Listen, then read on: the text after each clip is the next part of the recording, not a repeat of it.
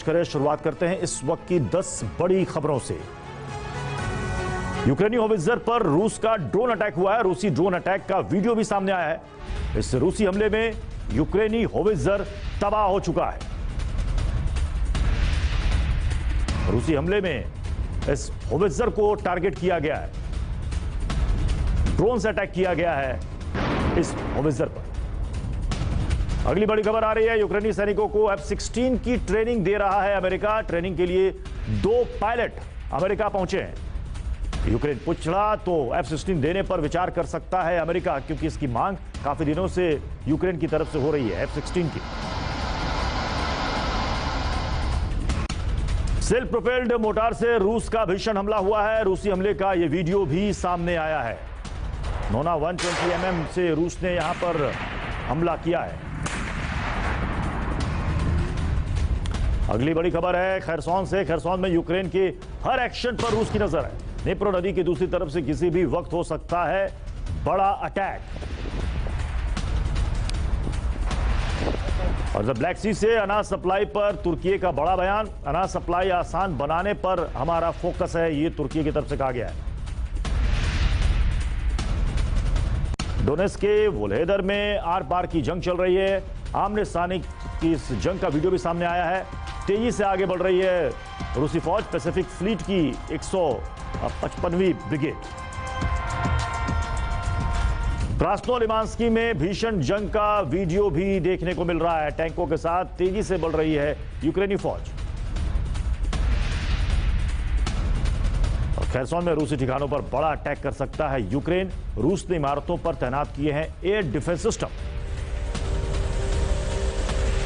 और war zone से एक विध्वंसक वीडियो भी सामने आया। यूक्रेनी एंटी टैंक माइंस पर रूस का भीषण हमला हुआ है। हमले के बाद धुआं धुआं हुआ पूरा इलाका।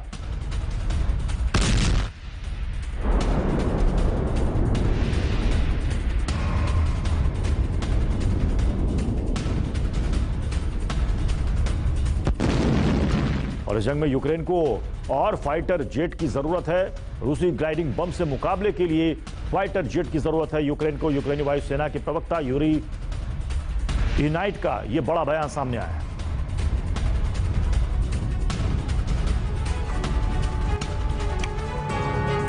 और एक बड़ी खबर, जर्मन चांसलर ओलाफ शोल्ज का पुतिन पर बड़ा हमला। पुतिन समझ ले वे युद्ध नहीं जीतेंगे, ये जर्मन चांसलर की तरफ से कहा गया है। पुतिन साम्राज्यवादी आक्रामकता से सफल कभी नहीं होंगे। यूक्रेन शांति के लिए तैयार है, ये जर्मन चांसलर ओलाफ शोल्ज की तरफ से कहा गया है। यूक्रेन चाहता है कि युद्ध रुके, शांति चाहता है यूक्रेन, लेकिन रूस इसके लिए तैयार नहीं है। पुतिन साम्राज्यवादी आक्रामकता से कभी सफल नहीं हो पाएंगे।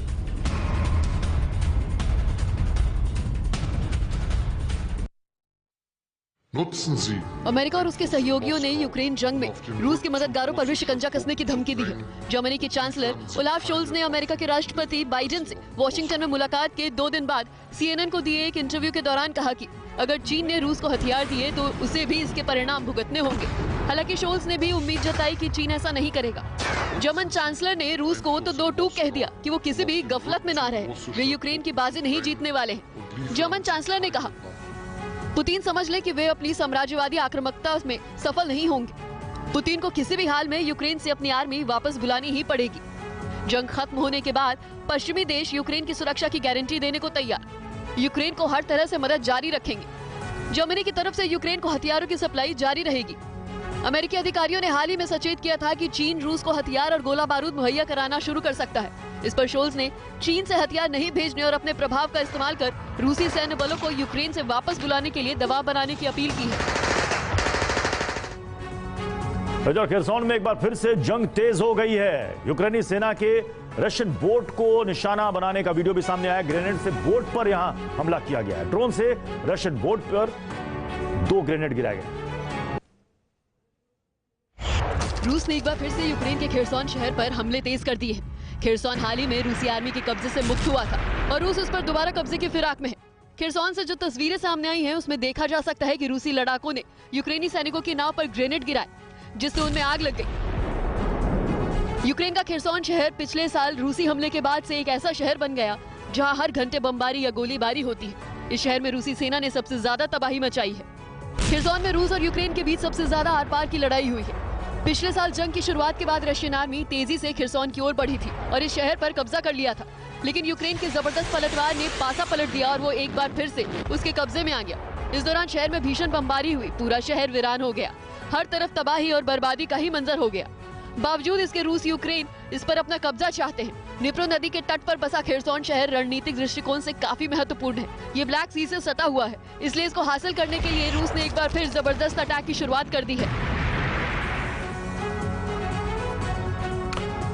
और ब्लैक सी से रूस की बड़ी तैयारी देखने को मिल रही है।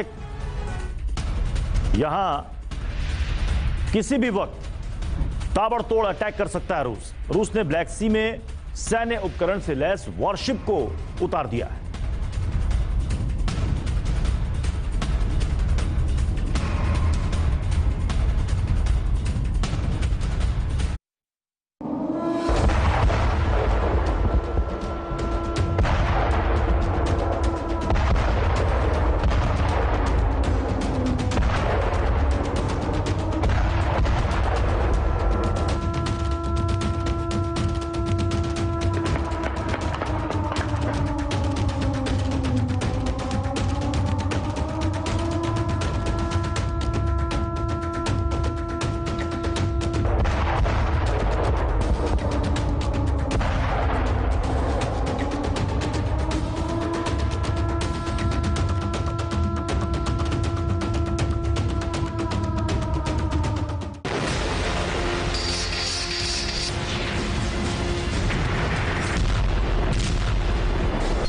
जिसने यूक्रेन का युद्ध लड़ा वो TV9 भारतवर्ष के स्टूडियो में बोलेगा।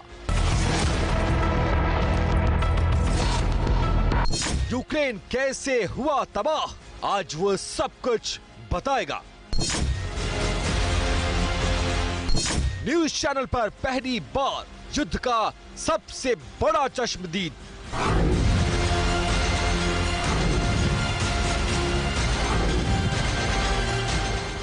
यूक्रेन का सांसद TV9 भारतवर्ष के स्टूडियो में live. Ukraine should be. We don't agree with it. We shall not submit to it. The colonialism of Russia is in the past. Zelensky के जिगरी युद्ध की आंखों देखी।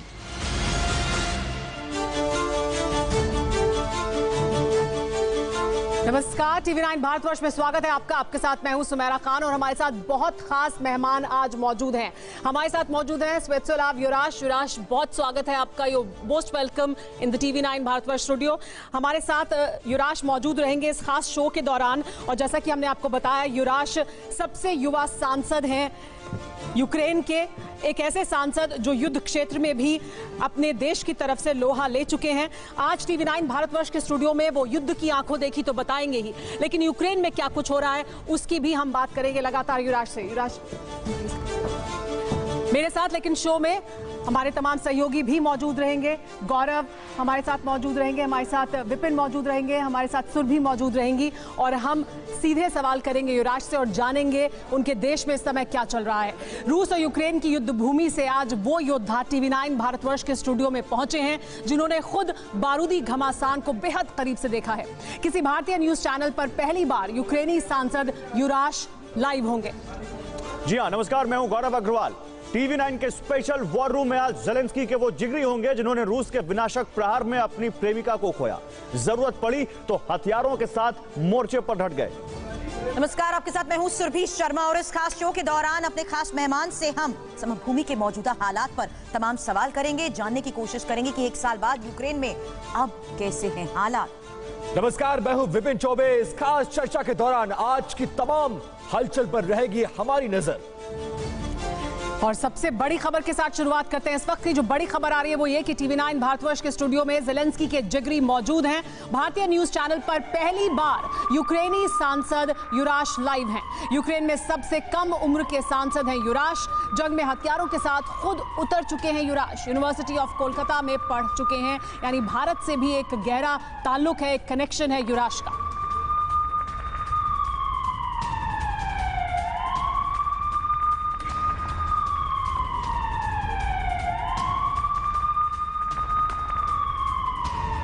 चर्चा की शुरुआत करें उससे पहले सीधे रुख करते हैं विपिन का, जिनके पास इस वक्त एक बड़ी खबर आ रही है। Vipin.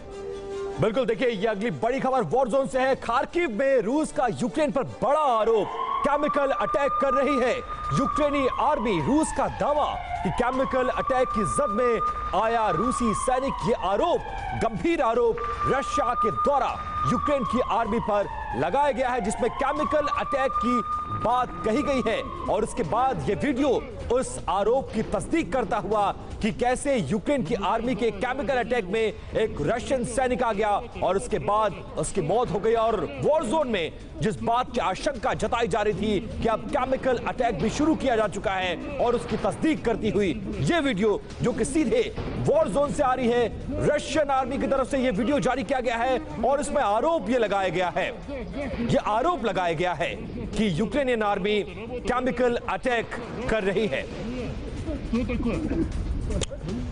So Yurash, you are most welcome to the TV9 Bharatvarsh studio, and we all know that you have fought that this war. You were in the war zone. We all have seen your pictures which were viral on social media. You are lifting a gun and you are in the war zone. First of all, we just want to know what is your assessment after 1 year of this war? Where is this war heading? ये war कहाँ जा रही है? सुनिए, मैं हिंदी में जानता हूँ. Oh, very good. First. And as far as the war is concerned, the Russian army, which is supposedly the second biggest in the world, keeps being defeated time and time and time again. The images you shared there from the beginning of the war, the idea there was that Russia will seize our capital in a couple of days, take over the whole country in a week or so. The reality is very different. Russia's been beaten around our capital. They're beaten in the north of Ukraine, in the east of Ukraine, in the south of Ukraine. And as Russians are pulling out more and more of their reserves, they are failing to take a single town, which is a name that everybody knows now, Bakhmut, which is the town which Russians cannot take for all that time. So the claim that they are the second biggest army in the world is in ruins. And I fought not just around Kiev in the first months of the war, I also fought in the trenches around Bakhmut in the summer of last year. And the reality of what I've seen is that Russians basically are sacrificing their people en masse for the imperialistic ambitions of Mr. Putin, which have no place in this century. But the fact is, Yurash, that Indian audience is keeping a lot of eye on the fact what is happening in the battleground. And I think you are the person who can tell our audience that what is the ground reality. Right now, we have just come up with the breaking news where we are talking about that biological weapons are being used. Is that a reality? None. I mean, the idea that Russia's promoting about biological labs in Ukraine, all that, faces the shortage of facts on every single level. I mean, the reality is that the Russian claims are numerous, and they're trying to justify with them their imperialistic conquest. I mean, I believe the Ukrainians should choose the future for Ukraine, as Indians choose the future for India. And what is done in Russia is now to take away our idea of Ukraine. We are fighting against that. And the biological weapons and any other accusations are nowhere to be confirmed or found. और जो युवराज कह रहे हैं, अगर वो हम अपने दर्शकों को भी बताते चले, समझाते चले, ये कि जो यूक्रेन को जब यूक्रेन पर अटैक किया रूस ने, तब जब कहा था कि कैसे जल्द से जल्द वो कब्जा कर लेंगे या यूक्रेन पर कब्जा कर लेगा रूस, ऐसा कहा जा रहा था क्योंकि वो बड़ी ताकत है, लेकिन ऐसा हुआ नहीं है। लगातार हार का सामना करना पड़ा है रूस को। और आइडिया ऑफ यूक्रेन के लोग तय करेंगे, जैसे किसी भी स्वतंत्र देश के लोग तय करते हैं कि उस देश की क्या इमेज होगी, वो किस रीति और नीति पर आगे बढ़ेगा। बट युवराज, आगे बढ़ने से पहले, before we go ahead, there is another breaking news that's coming in. सीधे विपिन का रुख करते हैं। विपिन, बड़ी खबर बताएं हमारे दर्शकों को। बिल्कुल, एक बड़ी खबर आ रही है। यूक्रेन के खुफिया प्रमुख का किरिलो बुडानोव का बड़ा दावा, वसंत खत्म होने से पहले निर्णायक युद्ध होगा। बुडानोव की तरफ से यह दावा किया गया है। रूस के जंगी हथियार खत्म होने वाले हैं। मार्च के अंत तक रूस के पास हथियारों की भारी कमी हो सकती है, बुडानोव ने यह कहा है। फुल स्केल वॉर में रूस ने हथियारों की बर्बादी की है। तो देखिए, एक और बड़ा दावा यूक्रेन और रशिया के इस वॉर जोन से, और इसमें यह कहा गया है कि मार्च तक रशिया को बहुत ज्यादा इस पूरे मामले में नुकसान उठाना पड़ सकता है, क्योंकि उसके पास हथियारों की भारी कमी है। एक बार वापस लौटते हैं अपने studio. Yurash, this breaking news that we were talking about, it says that Budanov has said that Russia will be defeated. By the end of March, there will be no weapons that Russia has. But there will be a lot of people who would not believe this. They would say that Russia is a big army, it's a big country, and they have far more weapons than Ukraine can ever have. So how are you going to fight Russia?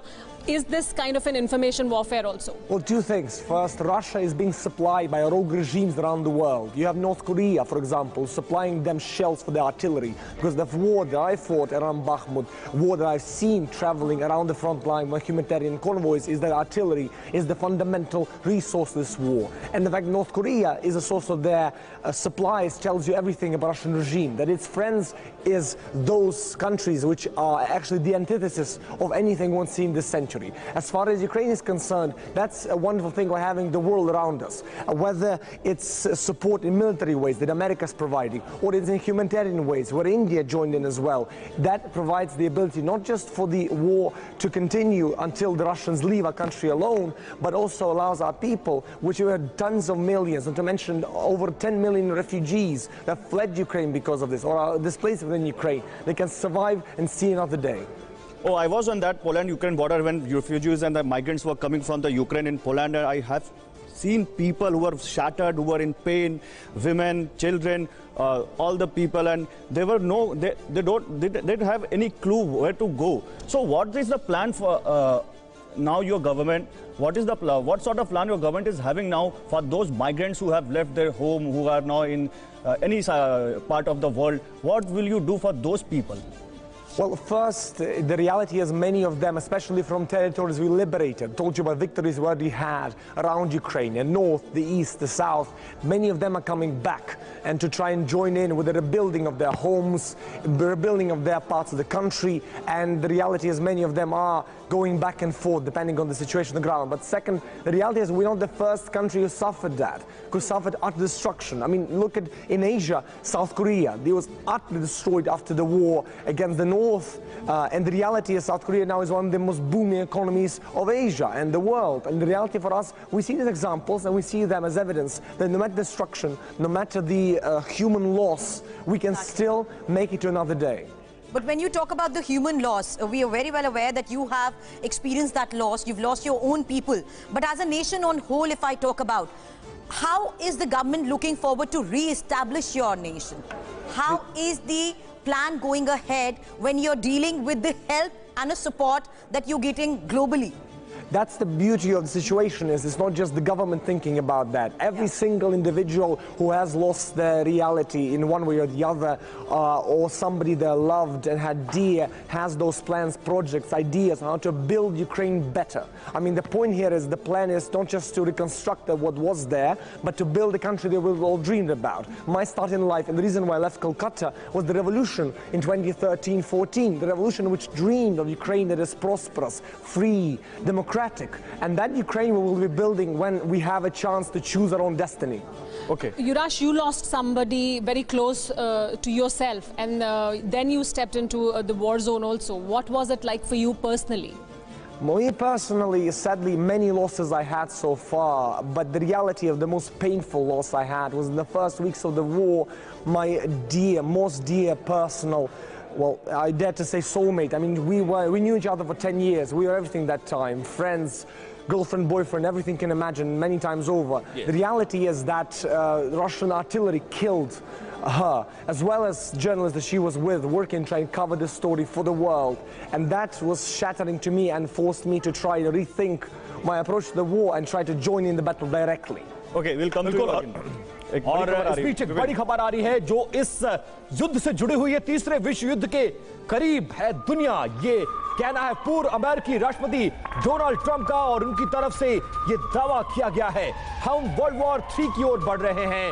रूस Ukraine युद्ध को तत्काल रोकने की जरूरत है। America के पूर्व राष्ट्रपति डोनाल्ड ट्रंप का ये बहुत बड़ा दावा, मैं युद्ध को एक दिन में खत्म करवा सकता हूं, ये दावा करते नजर आए अमेरिका के पूर्व राष्ट्रपति डोनाल्ड ट्रंप, और उनकी तरफ से ये दावा किया गया है। मुझे सुमेरा और गौरव बताना चाहिए हमें अपने दर्शकों को कि आखिर किस तरीके से ये कलकत्ता में रहे हैं और क्या ऐसी वजह रही कि अपनी खुद की जमीन की रक्षा के लिए इन्होंने भारत साथ हम कोशिश करेंगे कि ट्रांसलेट भी करते रहे हम अपने दर्शकों के लिए जब सवाल बिल्कुल, और मैं यही इसीलिए सोच रहा हूँ, इसी बात पर मैं एक सवाल लेकर जाता हूँ। युवराज, entering politics at 23 is a pretty young age. You must have planned something different, and things are totally different in Ukraine now. So as a member of parliament, what's your plan now for your country, your people, people, and what will you do now?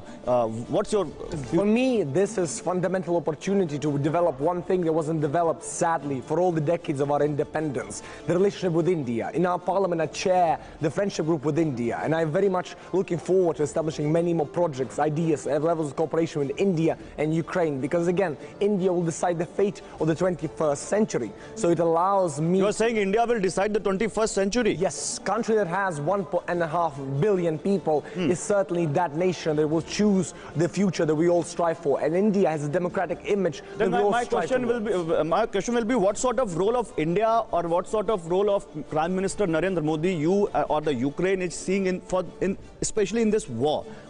We already witnessed, and we very much appreciate the fact that the Prime Minister said to Mr. Putin very clearly, this is not the age for war.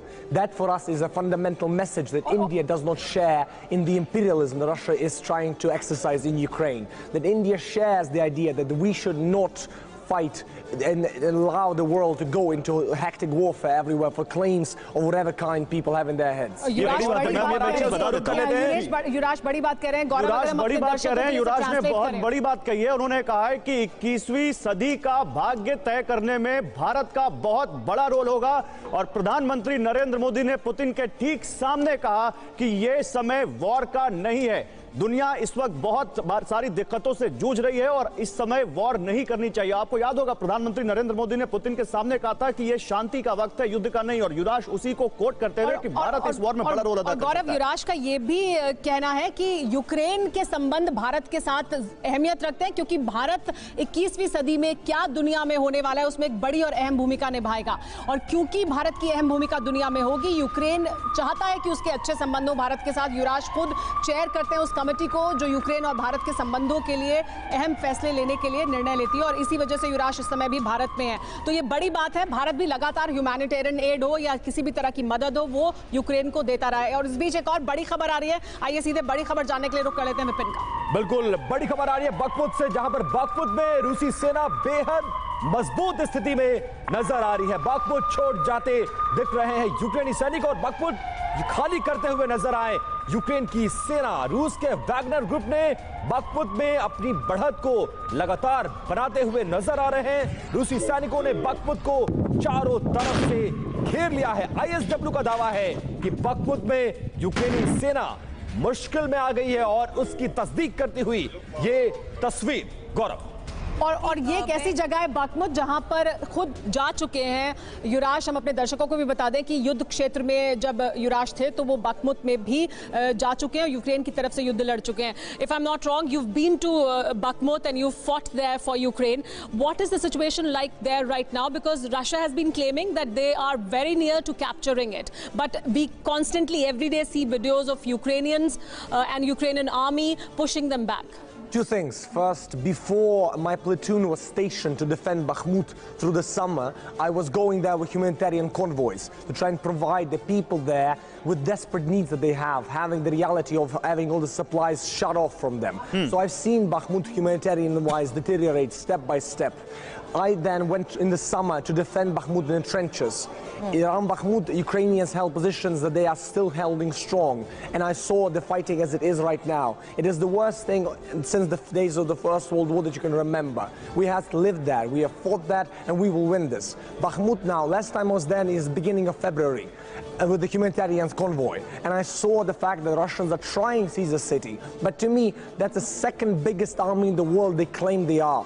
And they cannot take the city of Bakhmut, which is not even a regional capital or anything. It is simply a city in Donbass, and they are failing desperately to take the city for weeks and weeks and weeks. What does Actually, बात यहाँ पर ये गौरव कह रहे हैं कि कब्जे की जो कोशिश रशिया ने बार-बार डोनबास के इलाके बखमुत में की है, उसमें वो पूरी तरीके से विफल रहे हैं, और यही एक वजह है कि वहां पर पूरी तरीके से गवर्न नहीं कर पाए हैं। ये बड़ी बात बता रहे हैं कि रशिया जो सबसे बड़ी आर्मी का दावा करती है, उसका मुकाबला यूक्रेनियंस ने किया है, और उसी लिहाज से आज बखमुत इतना ज्यादा क्रूशल बना हुआ है। आगे चर्चा करने से पहले विपिन, बड़ी खबर। बिल्कुल, और एक बड़ी खबर आ रही है, उसका रुख करना बहुत जरूरी है। डोनेट्स्क के मरिंका में भीषण जंग जारी है। रूस की 68वीं टैंक रेजिमेंट का भीषण हमला, रूसी हमले में धुआं हुआ पूरा इलाका, और आप देखिए रह रहकर युद्ध के मैदान से तस्वीरें आ रही हैं दोनों तरफ से, दोनों देशों, दोनों आर्मी की तरफ से अलग अलग दावे और लगातार युद्ध पे बढ़त बनाते हुए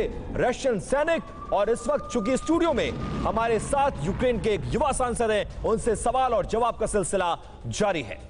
और एक बहुत अहम सवाल है जो बार बार सवाल उठाया जाता है और पूछा जाता है, वो सवाल हम युवराज से लेंगे। और सवाल ये कि क्या यूक्रेन भी थक रहा है या यूक्रेन के लोग थक रहे हैं या ऐसी कोई स्थिति अब पैदा होगी एक साल के बाद इस युद्ध के। Yuvraj, after a year of war, this is a worry that is there in the world that would the Ukrainians, though the world has been saying that Ukrainians have been the bravest people and you put up a brave front in front of Russia and you're still fighting it head on. But do you think after a year the Ukrainians might get tired of this? There might be a kind of an unrest within the people because of this ongoing war which doesn't seem to end. It doesn't seem like it's going to end in the near future. Two things. I mean, first, if you look at the polls, they are very clear. Ukrainians have lost something and they don't want to give anything to Russia for the fact that they destroyed their lives as it is. So Ukraine is determined to have one thing, for Russians to get out and let us choose our own future. And second, we are in no mood after a year of losses, tragedies, destruction to give to Russia something for what we have fought for all these years for. The reality is, it's if Britain would invade India and then claim peace after a year and said, just give us West Bengal and you keep the rest. India won't agree to that. Same point for us. We don't agree that Russia keeps any part of Ukraine because we know if Russia keeps any part of Ukraine, this will go on and our sons. No, I was watching one of your interviews. Sorry for interrupting. I was watching one of your interviews and you said, हाँ बिल्कुल आप बता दीजिए। जो युवराज ने कहा है वो ये कि किसी यूक्रेन के लोग अभी भी युद्ध में लड़ रहे हैं, डटे हुए हैं और किसी भी सूरत में थकेंगे भी नहीं और पीछे भी नहीं हटेंगे। किसी भी सूरत में उन्हें यह भी स्वीकार नहीं होगा कि रशिया किसी एक हिस्से को कब्जा कर ले और फिर कहे कि अब हम शांति स्थापित करते हैं या अब हम सीज फायर करते हैं। बिल्कुल। और सुमेरा, जो आप कह रही हैं, इसी बात पर मैं एक सवाल लेना चाहता हूं युवराज से, और मैं अपने दर्शकों को बता दूं कि रशिया ये कहता है कि यूक्रेन उस पर्टिकुलर एरिया में जिसको डोनबास हम कहते हैं, डोनेस्क और लुहांस्क, वहां पर उन जो रशियन एथनिसिटी के लोग हैं उन पर वहां पर क्रूरता करता है, यूक्रेन की फोर्सेस उन पर कहर ढाती हैं। Yuvraj, I was watching one of your interviews and you said, quote unquote, we must remember that we have had a war with Russia for 8 years, not last year. For 8 years in the east of Ukraine. On the contrary, Russia claims it's Russian people who are being tortured, who are being shattered, who are being killed, looted by Ukraine forces. What is your perspective on that? I was there in Donbass. In 2014, I worked with journalists in Donbass. I saw what Russia has done there in destroying life as it was there. Historically, because of the Soviet Union, I keep reiterating, the relationship between India and Soviet Union is not just a relationship with Russia. We are part of Soviet Union as well. 3 general secretaries were from Ukraine, actually. So the relationship with the Soviet Union is not a relationship that Russia should own. I saw in Donetsk and Donbass how the Russians destroyed the lives of people there. Right. So they cannot tell me about the claims about destruction by the Ukraine. They destroyed Donbass, the very rich industrial region of Ukraine. And now they claim they are vindicating that the opposite happens. They keep killing, keep destroying, and they still pretend that if everything is to blame but them. बड़ी बात है ये मैं बता देता हूं और सुरभि अपने दर्शकों को, जो यहाँ पर युवराज ने कहा मेरे सवाल के जवाब में, वो कह रहे हैं कि रशिया जो कह रहा है कि यूक्रेन के जो फोर्सेज हैं, यूक्रेन की सेना है, वो डोनबास में रहने वाले लोगों के ऊपर कहर ढा रही है, उनके ऊपर उनको टॉर्चर कर रही है, बिल्कुल गलत है। ये खुद वहां रहे हैं और इनके मुताबिक वहां पर यूक्रेन की सेना नहीं बल्कि रूस की सेना वहां पर रहने वाले लोगों को लगातार परेशान करती है और उनको लगातार रूस के फोर्सेज से दिक्कतें। सुरभि बिल्कुल। और बड़ी खबर आ रही है युद्ध के मैदान से, यूक्रेन के डिप्टी डिफेंस मिनिस्टर का बहुत महत्वपूर्ण बयान सामने आया है। फ्रंट लाइन पर नाकामी से रूसी सैनिक बौखला गए हैं, आतंकियों जैसा बर्बरता कर रहे हैं। रशियन सेना के जवान आम नागरिकों को बेरहमी से मारा जा रहा है। ये महत्वपूर्ण बयान यूक्रेन के डिप्टी डिफेंस मिनिस्टर की तरफ से आया है, जिसपे ये कहा जा रहा है कि बौखलाए हुए रशियन सैनिक आम नागरिकों के साथ अब बहुत ही बेदर्दी से पेश आ रहे हैं। बिल्कुल, जो खबर आप बता रहे हैं इसी का जिक्र यहाँ पर युवराज ने किया है और जिसके तहत उन्होंने कहा है कि इसी बर्बरता की वजह से अब हम नहीं रुकने वाले हैं। जर्मन चांसलर का पुतिन पर किस तरीके से बड़ा हमला हुआ है वो भी बताएं, उसके बाद इस चर्चा को आगे बढ़ाते हैं। बिल्कुल, और उसमें ये कहा गया है कि पुतिन समझ लें वो युद्ध नहीं जीतेंगे। ओलाफ शोल्स की तरफ से यह बयान आया है, पुतिन साम्राज्यवादी आक्रामकता से सफल नहीं होंगे, यूक्रेन शांति के लिए पूरी तरह से तैयार है। ओलाफ शोल्स का ये बहुत महत्वपूर्ण बयान। Yuvraj, there's one thing that everybody wants to know, that when it started, there was a dialogue, there was a hope for a dialogue. Negotiations or any sort of a dialogue never came on table. What do we see ahead? Because the humanitarian loss that Ukraine is facing right now, I'm sure the life of Ukrainians have changed. Where will this end and how? The reality is, for 8 years, those 8 years of war, we had actually had a process, negotiation process, and the result of which Russia invaded. The reality is, we see now with Mr. Putin's statements, they come one after another. The latest one came barely a month ago, when he clearly stated he wants to continue the war. So any kind of respite, any kind of a pause would only give him time to get more munitions from the North Koreans, more drones from Iran, and invade Ukraine again. We don't want to give him the opportunity. We want to fight to keep him out of the country. Because again, if we delay this, our children will fight this war, and we don't want them to. चलिए एक सवाल मैं यहाँ पर इसी से जुड़ा लेना चाहता हूँ, युवराज से, सीज फायर से जुड़ा हुआ। युवराज, my direct question: is there any chance of ceasefire in this war? And if yes, then on what ground it is possible? We all dream of peace, and peace will happen when Russia leaves our country alone. Again, we have one request: the Ukrainians should choose what Ukraine becomes. Again, I think that is as reasonable as can be, because imperialism is no more. This is not the age of imperialism. We were part of Russia. We are a colony of Russia. We are not anymore, and we don't want to come back to that. I'm sure as India doesn't want to come back to that. As every nation that was ever colonized knows all too well, we don't want the imperial master to choose what we have. चलिए ये बड़ी बात कह रहे हैं यहाँ पर युवराज। मैं बता देता हूँ, युवराज कह रहे हैं कि हम रशिया का पार्ट थे, लेकिन अब हम रशिया की कॉलोनी बनकर नहीं रहना चाहते। हम एक यहाँ पर इंडिपेंडेंट या कहें आजाद मुल्क बनकर रहना चाहते हैं, और इसीलिए यहाँ पर हम अपनी आजादी के लिए, अपने देश की सोवरेनिटी के लिए लड़ाई लड़ रहे हैं। विपिन, बिल्कुल। और देखिए, ब्लैक सी से रूस की एक बड़ी तैयारी की तस्वीरें सामने आ रही हैं। उसके बारे में भी आपको खबर बता दें कि किसी भी वक्त ताबड़तोड़ अटैक कर सकता है रशिया। रशिया ने ब्लैक सी में उतारा सैन्य उपकरण से लैस अपना वॉरशिप, मतलब जमीन से लेकर आसमान तक और आसमान से लेकर समंदर तक, हर तरफ से यूक्रेन को घेरने की कोशिश। और उसमें देखिए, समंदर में अपनी ताकत का प्रदर्शन करते हुए रशिया, और देखिए ये बड़ा वॉरशिप उतार दिया है, जिसके जरिए यूक्रेन को कमजोर करने की कोशिश। एक बड़ा सवाल है जो मैं यूक्रेनी सांसद से पूछना चाहूंगा। Mister Yurash, in this situation, the whole world watching you, and there are so many allegations. One most important allegation is that Ukrainian people, your country, Ukraine, and your president is playing in the hand of America. How do you see this allegation, and how do you want to react on that? Did America invade my country? Did America kill my beloved Alexandra? Did America destroy and shell me when I was entrenched in Bakhmut? Did America occupy so much of our country and destroy so much? No. Yeah. America always was all over the place. But no, now but there is one section who has a different perspective about this war. They are saying that America and NATO are settling their personal score with Ukraine, and they are saying on the cost of Ukrainian people's life. They are saying that. This is the claim that Russia makes, and Russia lies some more. The reality is, for us, again, we aren't seeing Americans come into our country and kill our people. We are choosing to be independent, and for that we need to fight this war against Russia that invaded us, because they want to destroy our country, and we don't want that.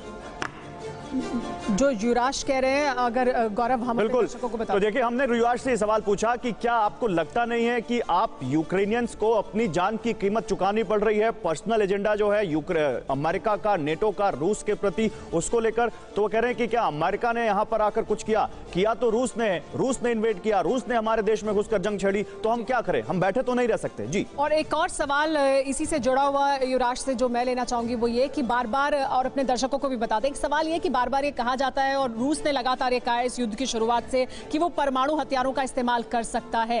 क्या रूस ऐसा कर सकता है? Ukraine में लोग क्या सोचते हैं, ये वो जानते हैं युवराज से। युवराज, Russia has been saying from day one, Putin has said it and indicated it, and in so many terms his other deputies have said this very clearly, that if it comes to this, they would use nuclear weapons. If America and NATO countries do not back off and do not stop supplying you with weapons, they would use nuclear weapons. Do you think that's a very imminent danger?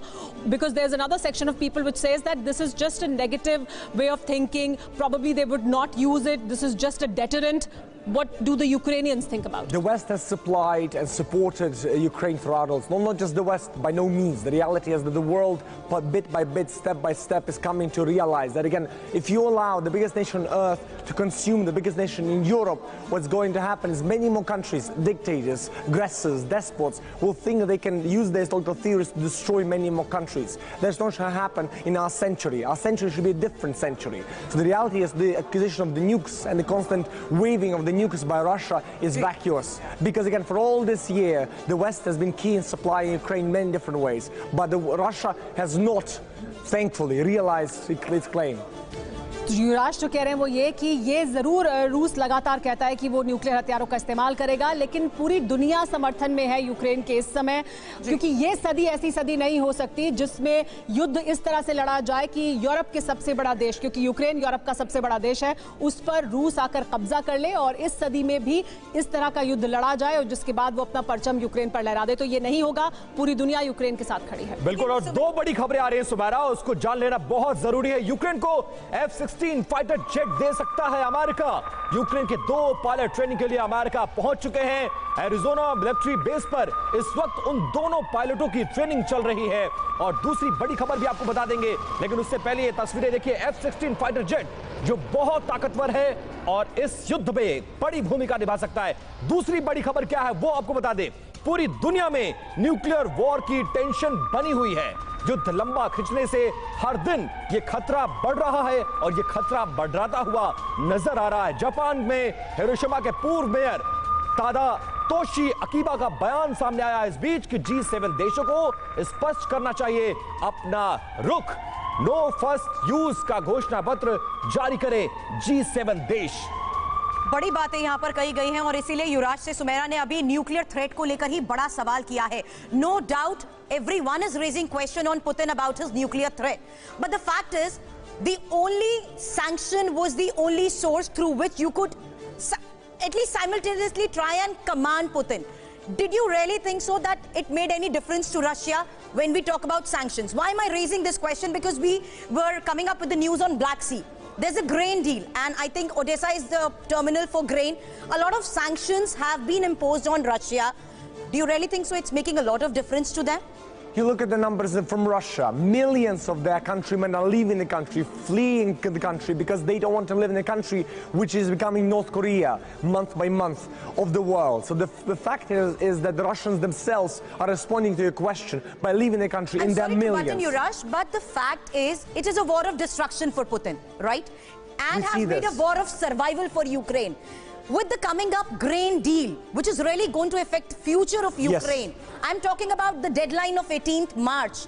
You really think so? Putin will come on table to talk about it, to renew it? I think the fundamental part of this is the world saying that this grain is important because Ukraine is one of the biggest grain plants of the world. Exactly. So he doesn't have to think about Ukraine or the West in this. He has to think about the world, and he cares about the opinion that he has more broadly. So when the presidents from Africa come, when he speaks to leaders from Asia, they all mention this very clearly, that they need this grain. So that's why he made the deal. But again, on the very first day of the grain deal, when it was just signed, he bombed Odessa, the biggest port of Ukraine that actually delivers that. बिल्कुल सही। तो जो युवराज कह रहे हैं वो ये कि रूस भले ही ना आना चाहे, इस ग्रीन डील को ना पूरा करना चाहे, लेकिन दुनिया का दबाव भी है रूस पर और वो दुनिया में अपनी छवि को क्योंकि सुधारना चाहता है, इस वजह से चाहे वो अफ्रीका के देश हो या बाकी तमाम देश, वो भी दबाव बना रहे हैं और इसलिए उम्मीद की जानी चाहिए कि इस ग्रेन डील को लेकर आगे बढ़ेंगे, क्योंकि दुनिया में फिर एक तरह का अनाज संकट पैदा होता है उसकी वजह से। लेकिन नियत पर सवाल जरूर है, क्योंकि जब डील साइन की थी पहले दिन ही ओडेसा पर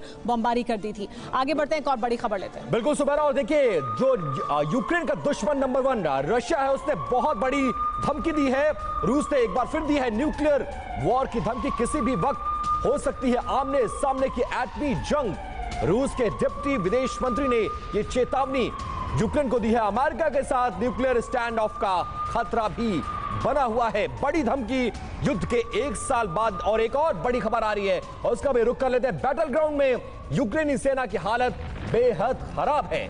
यूक्रेनी आर्मी के अफसर ने बताया वॉर जोन का हाल, बिना किसी सपोर्ट के जंग के मैदान में डटे हुए हैं यूक्रेनी सेना के जवान, लेकिन उनकी हालत पतली है। यूक्रेनी फौज रूसी हथियारों के आगे बेबस नजर आ रही है। अमेरिकी मदद, नाटो की मदद के बावजूद यूक्रेन की हालत खराब है। और एक बड़ा सवाल जो युवराज से सभी जानना चाहेंगे। युवराज सांसद हैं, युवा सांसद हैं, सबसे युवा सांसद यूक्रेन के, और ज़ेलेंस्की की पार्टी से ताल्लुक रखते हैं, इसलिए सवाल ज़ेलेंस्की से जुड़ा हुआ, उनके नेतृत्व से जुड़ा हुआ। Yuvraj, a big question relating to Zelensky and his leadership, because there have been questions that Russia and the people who stand with Russia constantly raised that Zelensky would eventually face a kind of a backlash from the people of Ukraine, from the Ukrainian army. Is that a scenario that can happen? People are not fighting for Zelensky or for the leadership of the country. They're fighting for their country itself. The point is that people basically see what Russia is doing to territories occupied. You see the destruction that was shared to you from the TV every single day. They know that if country fails, that's going to happen to them. So the reality is they aren't fighting for leadership, whoever it is, Zelensky or not. They're fighting for their country. Okay. And in that, they're committed and united as never before. A small question and small answer. Only one or two lines answer. Can Ukraine win this war? Yes. How? Very much so. We have shown this at our capital, in the north, in the east, the south. We will continue. We'll continue liberating our country. बड़ी बात कह रहे हैं युवराज की, इस युद्ध को Ukraine जीतेगा, रूस के खिलाफ जीतेगा, और ज़ेलेंस्की हो या ना हो, लीडरशिप कोई भी हो, यूक्रेन के लोग अपने अस्तित्व के लिए, अपने देश के लिए, अपनी स्वतंत्रता के लिए लड़ रहे हैं, और इस वजह से ये लड़ाई जारी रहेगी, चाहे कोई भी बैठा हो, नेतृत्व कोई भी कर रहा हो। यूक्रेन के लोग इस युद्ध को लड़ेंगे क्योंकि वो रूस के ऑक्यूपेशन में नहीं रहना चाहते हैं। बहुत शुक्रिया, thank you very much Yuvraj for coming to TV9 Bharatvarsh studio. Thank you very much.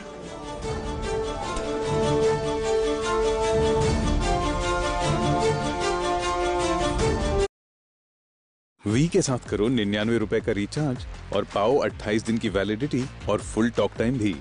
आज ही जुड़ें वी के साथ। एक बात याद रखना,